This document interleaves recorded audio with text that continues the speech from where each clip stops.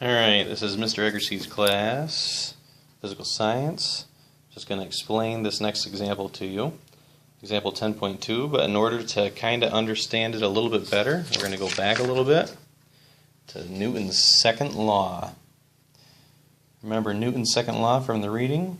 When an object is acted on by one or more outside forces, the total force is equal to the mass of the object times the resulting acceleration.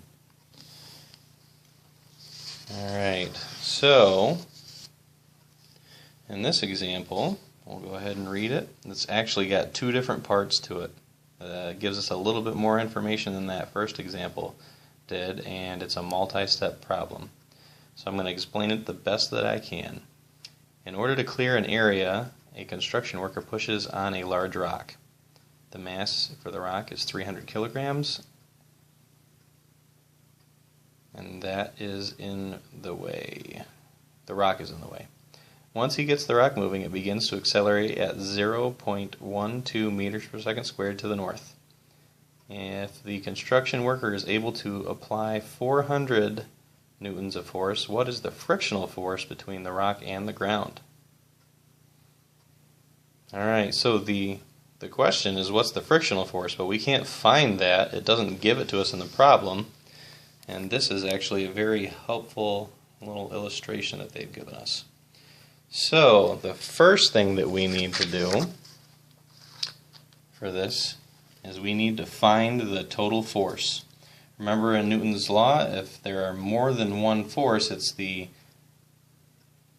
resulting acceleration multiplied by the mass, or the mass multiplied by the resulting acceleration. So, they give us the resulting acceleration at 0.12. While he's pushing the rock, the force of friction is acting against him. So, this is again a force equals mass times acceleration problem. So I write down the equation, my knowns and unknowns, FMA, don't know what the force is, my mass is 300 kilograms, and the resulting acceleration from both of those forces is 0.12 meters per second squared to the north. And then I substitute those things into the problem. I simplify and I get 36 newtons to the north when I multiply those two numbers together.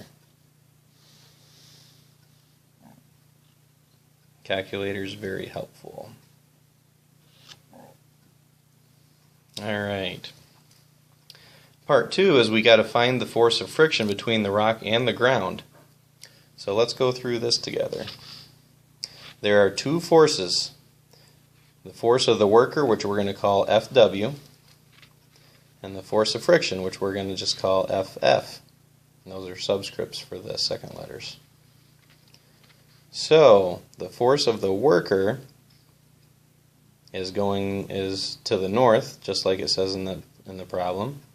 The force of friction is going against the worker, or not necessarily against the worker, but it is keeping him or resisting him. So we're going to call that the force of friction to the south. And that's going to equal the force of friction total. Or sorry, not the force of friction, the total force, which is what we actually found in the first part of the problem. So, and the reason why we're subtracting these two things right here is because they're in opposite directions. They're against each other, and whenever we do that, we want to find the difference, and the difference is going to be the total.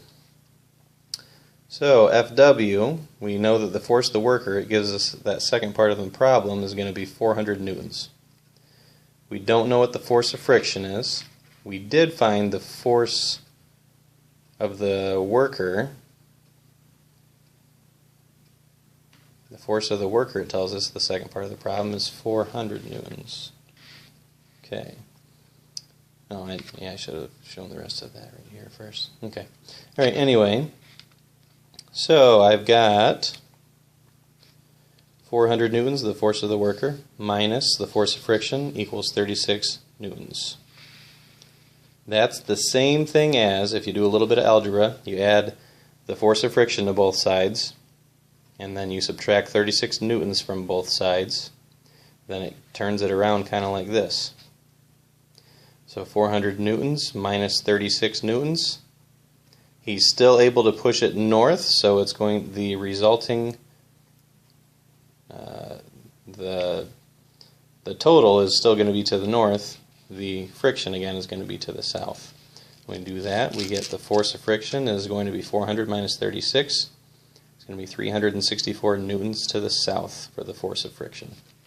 Hope that was helpful for you, and I hope that it made a little bit more sense with it being explained step by step. So, I'm going to go ahead and start on the next one.